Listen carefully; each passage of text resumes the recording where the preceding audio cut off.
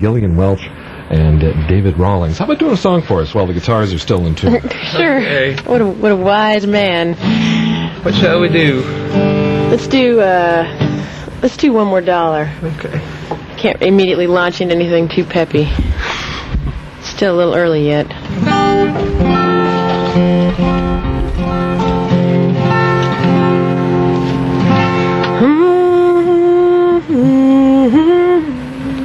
One, two.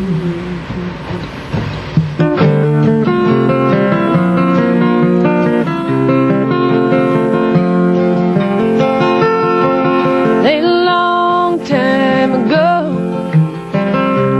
left my home for a job in the fruit trees.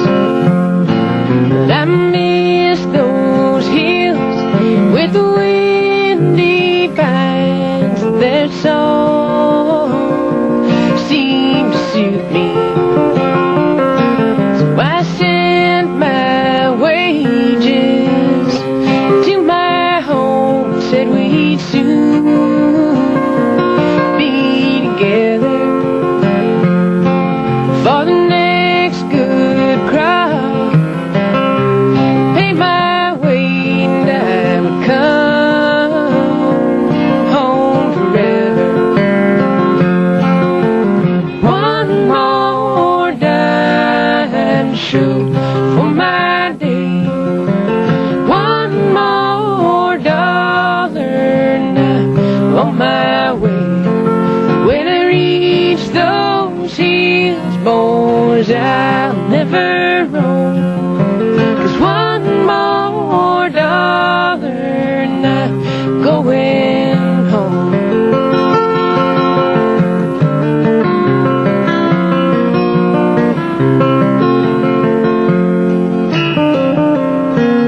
No work, said the boss at the bunkhouse door. There's a freeze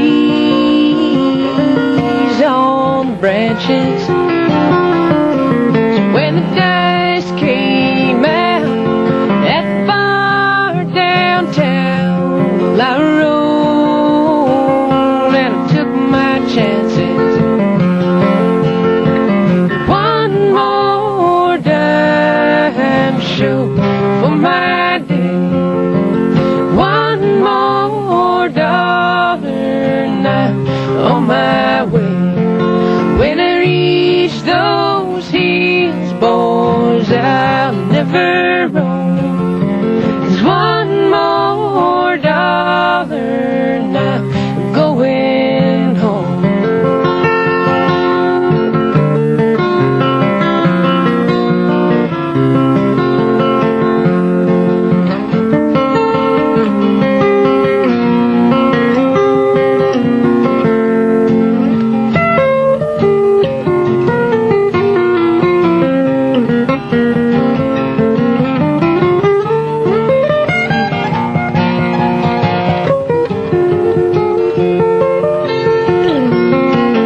A long time ago,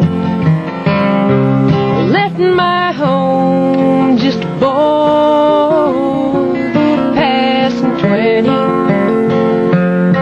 And could you spare a coin and a Christian prayer? My luck was turned against me. One more dime show for my day.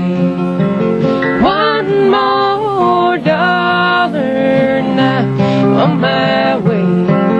When I reach those hills, boys, I'll never roam. 'Cause one more dollar and I'm going home. One more dollar, boys, I'm going home. Gillian Welch, David Rawlings here on 91.9 FM Boston Public Radio. Any part of that song autobiographical? Well, it's about a boy, for one Well, all thing. right. So you changed the gender. That's right. But I'm glad we're not feeling too picky about that kind of You stuff. can't be these days. Not right? in traditional music, anyway. You know, there's a long history of that. But anyhow, autobiographical. I don't know. I've traveled around a lot. You a country kid, though? No, I actually grew up in Los Angeles. I know it throws most people, Did me. but it's true. Yeah. When did you start writing songs? When I was in junior high. In Los Angeles. Yep. I wasn't right in the city. I was in the hills, like right around UCLA, and it's actually, you know, Lovely country, right around UCLA. I know, but there really are hills, and there's scrub, and there's dirt, you know, and we played in the dirt, and it's not so different from any place else, really. But anyhow, Even with UCLA sitting there. even with it right there, you know, and it's probably more developed now than it was. Not that I'm that old, but yeah, I started writing in junior high. It's hard to get nostalgic about Los Angeles, though, isn't it? It is, but like I said, when you're playing in the dirt, you may as well be in, you know, you could be in North Carolina or Virginia. Because dirt's dirt. Exactly. What kicked off the songwriting impulse? I don't know. I always, I used to listen to, you know, James Taylor and Paul Simon, and definitely grew up with the singer-songwriter genre. And I certainly had a lot of support from my parents. They're both in music. And I don't know, I'd play through the entire James Taylor songbook, and then when I got to the end, I would make up stuff, you know, if I wasn't tired of playing yet. Because you needed another Yeah, I'd just sort of keep going. Folks both in music, amateur, professional? Professional. They used to write for the Carol Burnett Show. Really? Yeah. And before that, they did music for theater. And then, you know, like in the 70s, we moved to California, and they started writing for television, music for television, and they still do that. They're arrangers and composers, and yeah. Are they surprised at what you're doing? No, I think they're really happy. They certainly didn't, like, you know, push me this way, but when I said, you know, hey, I think I want to go into music, they were certainly very, very supportive. You know, They're more confused by the genre than anything else. Yeah. They are. They don't know where it came from either, you know, except that, you know, my dad's from Missouri, and there was certainly a lot of, you know, that was kind of a melting pot of musical styles there. And my mom's from, like, West Pennsylvania, close to Wheeling, you know, and there was certainly music around there, but neither of them is into this genre in any way, shape, or form. So they don't really understand where it came from. But how'd you end up going from James Taylor, additions to the James Taylor songbook, to what you're doing now? Because this ain't James Taylor. No, I kind of credit it to this bluegrass band in Santa Cruz called the Harmony Grits. And I bumped into them, and that was the first time I'd ever really heard bluegrass. And it had an immediate effect upon my life. You know, everything I listened to, it was clearly perfect for me. I heard it and I said, oh man, that's how I sing, that's how I play guitar, you know, that's the vocabulary that I love. All of a sudden, it was just perfect. And so I started eating up this guy's record collection. I just, you know, taped everything, and he was a DJ also, and he had a great bluegrass collection. And that's how the shift started, from singer-songwriter folk into more traditional bluegrass stuff. Want to give us another example? Sure. What do you want to play? It's up to you. Well, do you want to play Red Clay Halo? Sure. Since we're kind of talking about Vaguely bluegrass? vaguely traditional stuff. As traditional as we can make it. Yeah, I try. You know, you try to emulate the music that you love, and you always miss the mark, and what ends up happening is you do your own thing. So this was me trying to be just as traditional as I possibly could, and I missed it, but here's what came out. It's called Red Clay Halo. You got enough room there, Dave? I'm fine. Okay.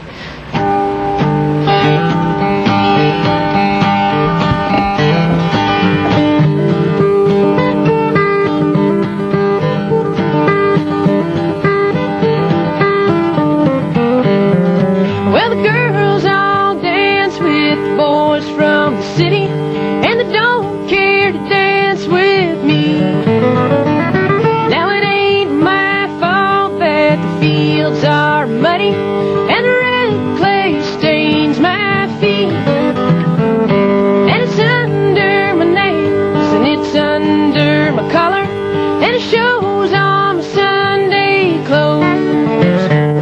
Though I do my best with soap and water, but then no dirt won't go. But when I pass through the pearly gates, will my gown be gold instead, or just a red clay roll with red clay wings and a red clay halo for my head?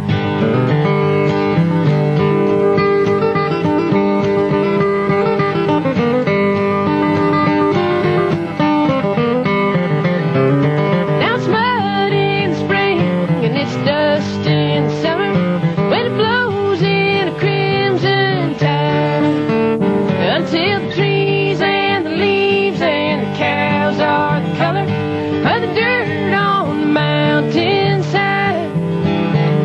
But when I pass through the pearly gates, will my gown be gold instead, or just a red clay roll with a red clay wings and a red clay halo for my head? Oh, pick it.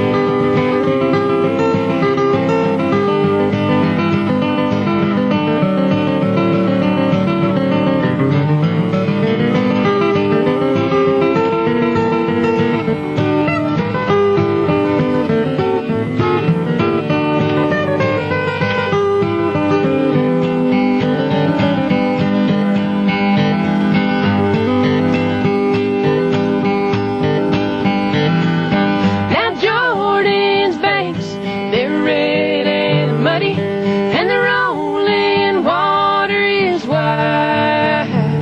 But I got no boat, so I'll be good and muddy when I get to the other side. And when I pass through the pearly gates, will my gown be gold instead, or just a red clay roll with a red clay wings and a red clay halo for my head? I'll take a red clay roll with a red clay wings and a red clay halo for my head. Gillian Welch and David Rawlings, the fastest capo in the West. Steve Goodman used to say that when you write a country and western song, you had to have certain themes, you know, the pickup truck and mother and the railroad train and all that. When you Jail. When you write a bluegrass song, do you have to have dirt and crossing over Jordan? I don't know. I think it helps. There are certainly lots of good words if you decide to write about dirt. Lots of good words you can use that are right in the bluegrass genre.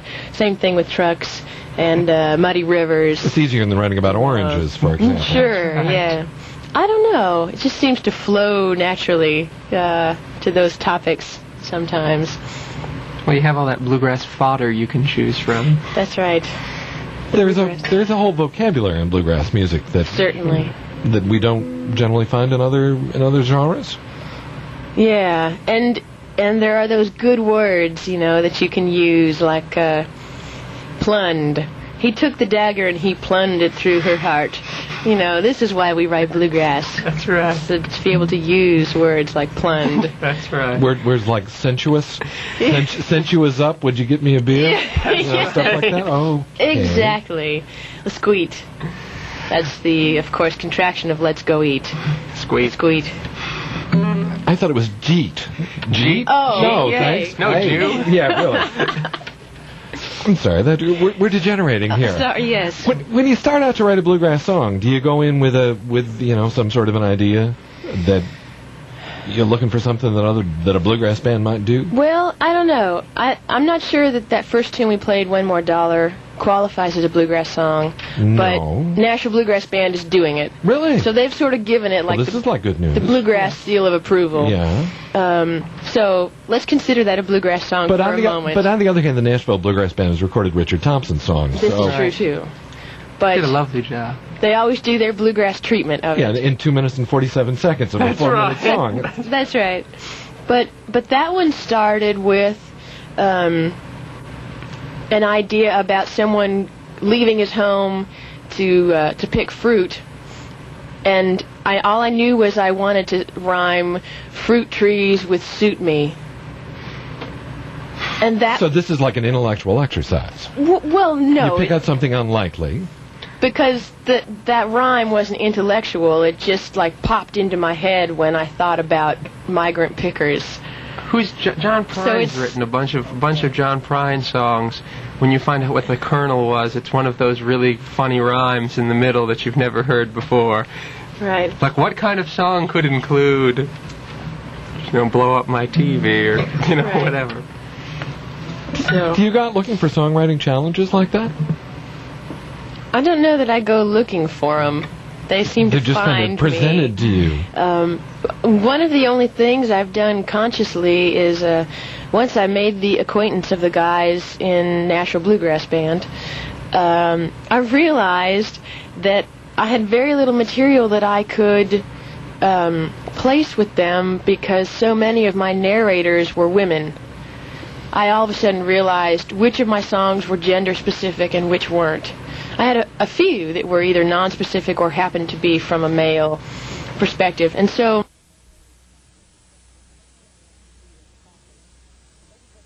a classic. Everybody wants to do that, Yeah. So Do you think about that when you're writing or afterwards? Is it in the writing or the editing process that you try to make it non-time specific? sometimes both, because, as far as the form of a tune, or, it comes in both sides of the process. Sometimes more in the editing, if something is particularly timely, I might take it out, to try to non-specify things or whatever. Are you surprised when people pick up your tunes at this point? Well, I'm still surprised to hear them. Yeah. We were at a festival in Knoxville a couple weekends ago, and we were up in the balcony of this theater, and there were some people jamming down on the first level. We were trying to get some sleep. We were trying to take a nap because it'd been a long day, and I heard someone in a pickin' circle call one of my tunes, and that's the first time that's ever happened to me. It's very strange that on some level they've joined the public, song pool. That is very freaky for me. So all of a sudden you've written a traditional song that bluegrass well, I don't know if the it's guys are going to be traditional swilling yet, long necks in the parking lot and Yeah. So I have yet to hear anything on the radio, like just turn the radio on and bump into something. You've never heard one of Tim and Molly's versions of one of your songs? Not on the unless radio? I was sitting in the DJ booth. Oh. Not unless I've been doing a spot I've never just turned on the radio. And Well, let's see. You'll be on 93. And, so that milestone remains to, Are you surprised with what, say, Tim and Molly did with your songs? No. No? No. Wichita, as far as I can understand, many artists are perpetually on a quest for up-tempo material. Right, So- because it's so easy to write depressing songs. Yeah, I don't know, something about the natural inclination of songwriters. But so it doesn't surprise me at all that they do my tune Wichita at a faster clip than we do. Other than that, the arrangement is pretty much as we do it, except that they added a solo, which also makes sense to me because they're virtuoso pickers there. So, no, I don't think I've been surprised yet by an arrangement. Speaking of virtuoso pickers, how did David end up in the picture here? We met in Boston. We were both attending Berklee College of Music, and we played. We were in the small, strange bluegrass community there, the Outcasts. I would sit in my jazz labs, everyone with their big jazz guitars, and I was playing my guild, one and only flat top in the room. But Dave and I met there, and then about a year after meeting, moved down to Nashville. I'm guessing you weren't studying bluegrass guitar at Berklee. I was studying guitar, Yeah. and hard to say. I wasn't really ready or that interested in learning jazz, so it was kind of more of a general thing where it was very nice to be able to play all day in class and then go play in bands at night just pretty much play all the time. Yeah. So that was my favorite thing about the school. It really gave me an opportunity to, I don't know, to kind of grow for a couple of years without having to work a day job. Or make a living. That's right. What were you playing before you got there?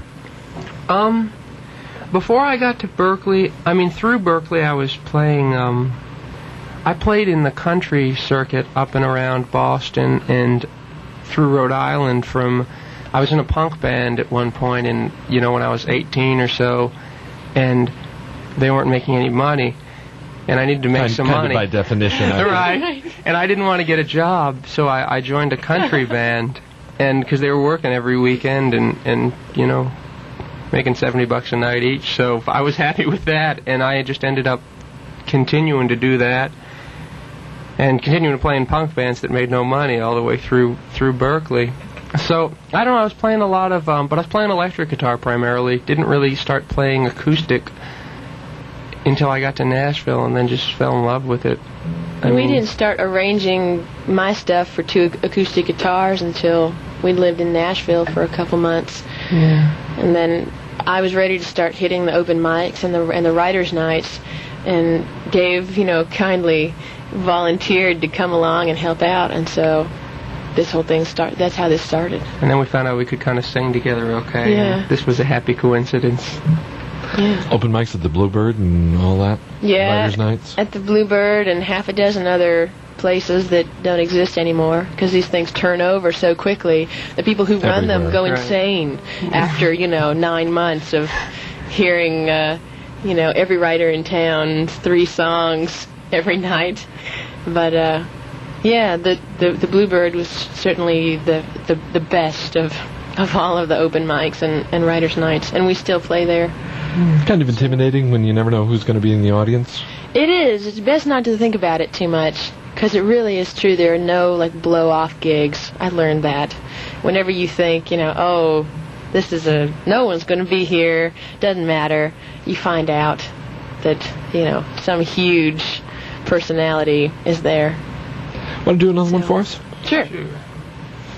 Want me to pass you by? Sure. This is when we play this at bluegrass festivals. I always assure people that this is in fact a bluegrass song. That's right. Don't be alarmed.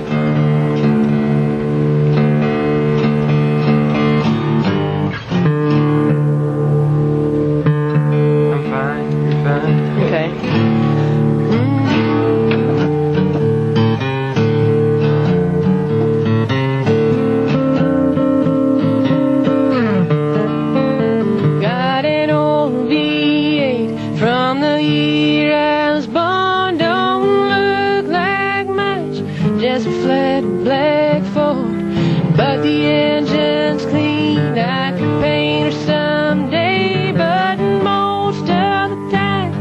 Like this way, don't turn no heads, don't catch no, I'm just a wind on the road, gonna pass you by.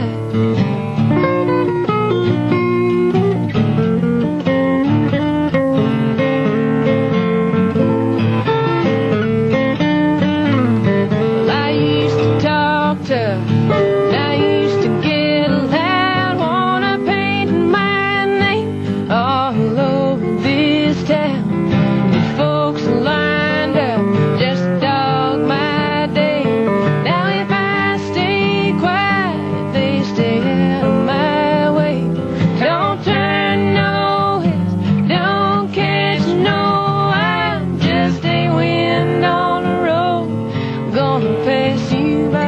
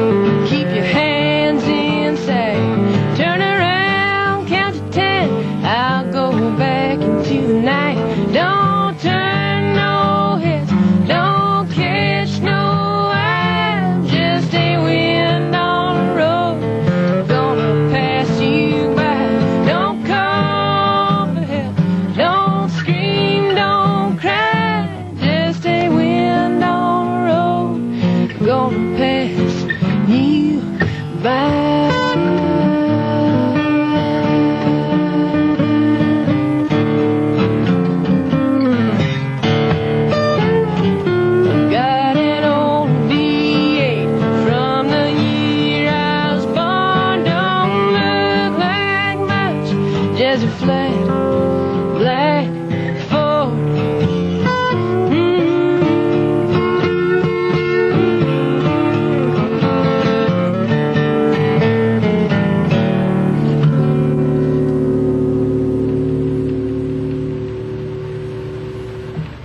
Gillian Welch, Dead Rawlings here at 91.9 FM, Boston Public Radio. You're listening to Acoustic Images, a program made possible in part with funds provided by the Corporation for Public Broadcasting.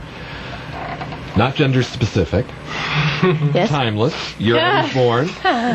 Doesn't matter. Successful song overall. You're keeping notes. And it could be, I think it could be a bluegrass song because I could hear Del McCoury doing it. All right. Oh man, I'd love to hear that. I love Del. What a voice. What hair.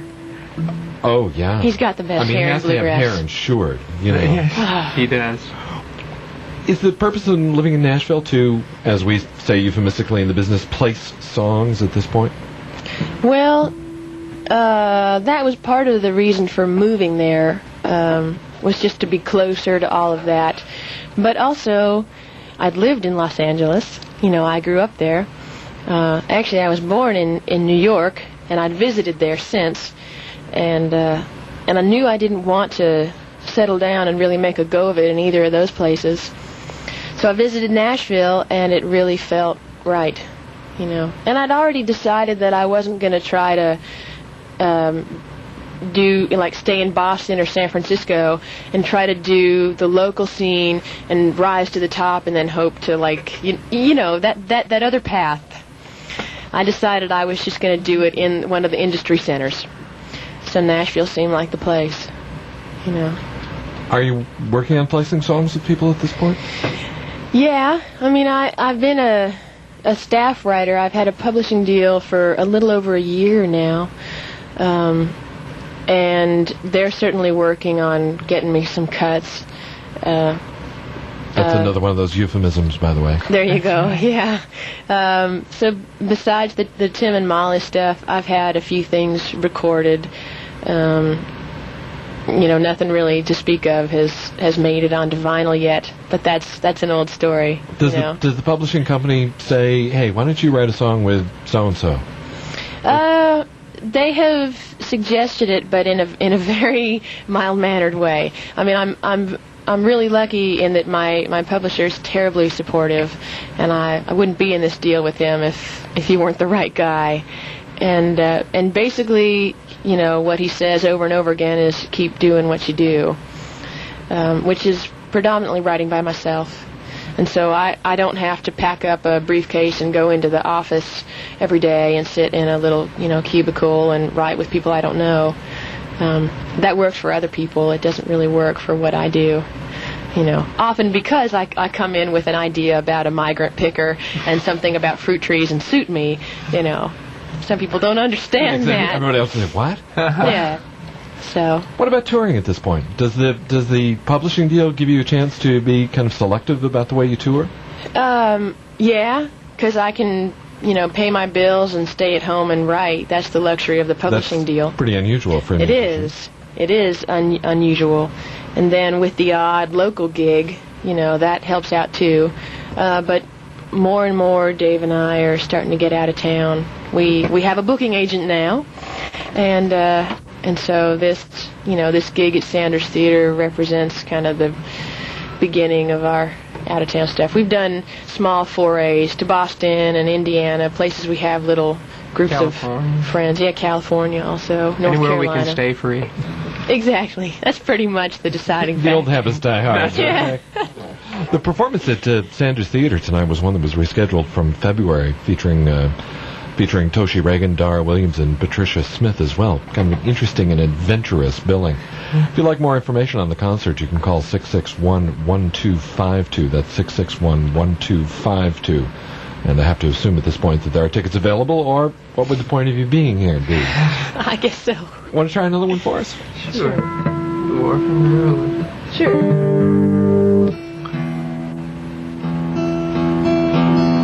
This is the first gospel tune I ever wrote. Before I got my publishing deal, and I was still working a straight job, and I was cleaning a lot of toilets. I like to say that's conducive to godly music. because cleanliness is next to what? Something like that. Louise.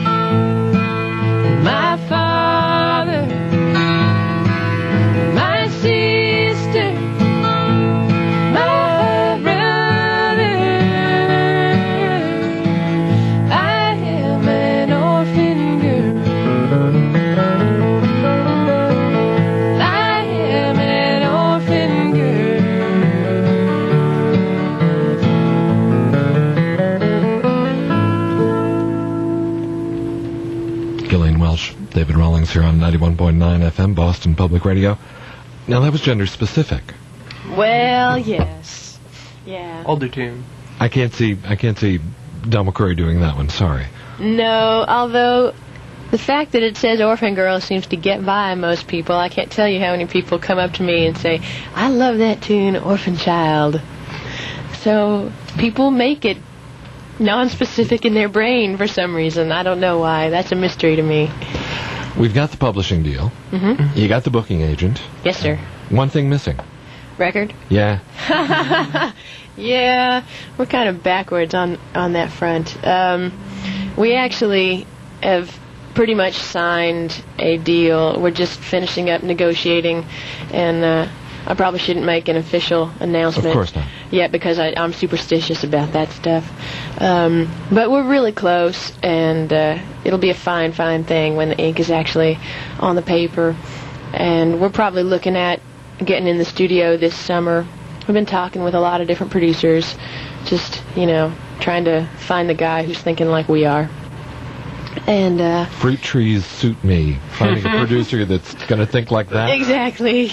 I know there's one out there. Okay. No, I really believe that there's someone There's out one there really who, twisted producer in Nashville right. who's just Yeah. looking for another project. Yeah, well, we're looking outside of Nashville too, and so hopefully end of the year, beginning of next year. We're really tired of fielding questions about why we don't have a record. Because everyone's putting out their own, and and it's a fine thing to do, especially when you start touring. It's nice to have something to sell to people. We have nothing to sell. So at the concert tonight, for example, just to bring it in Nothing. through the back door, nothing. Nothing. All people can take away is a fond memory. That's exactly it, and we have a mailing list. People can sign the mailing list, and then we'll let them know when we make an album, But so far, nothing to sell. I got to say that folk and acoustic musicians kind of support the U.S. Postal Service. Right. Think about that. The price of your stamps would be much higher if it wasn't for all these mailing lists. I love the people at the post office, and they love me. That's right. And you have to be nice to them. You do. America's only terrorist organization.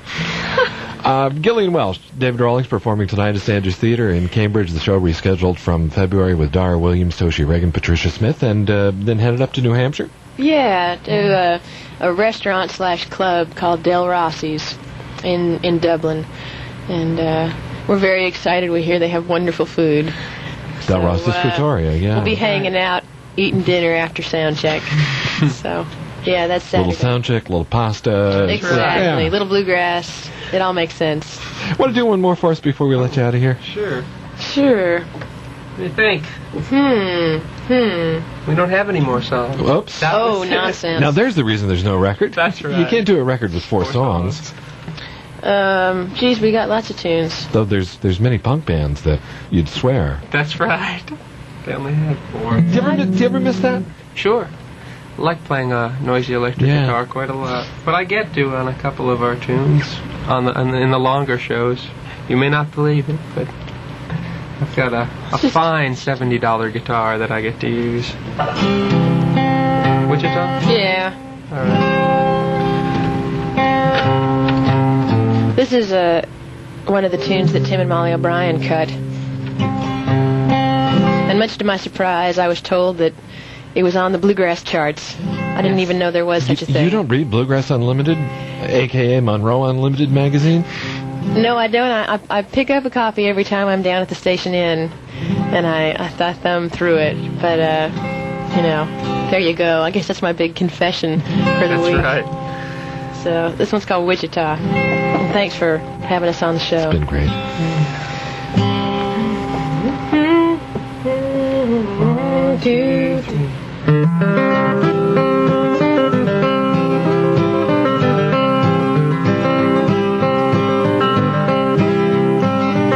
She went back to Wichita. She went back to her mom and pa. Reckon I saw her next to my truck, pumping gas with the car packed up. We talked as neighbors will. They're waiting for the tank to fill. Well, you talk about nothing, how it might snow, how far she had to go. Going back where the grass grows tall and the fields burn in the fall. You still hear the night birds call back in Wichita.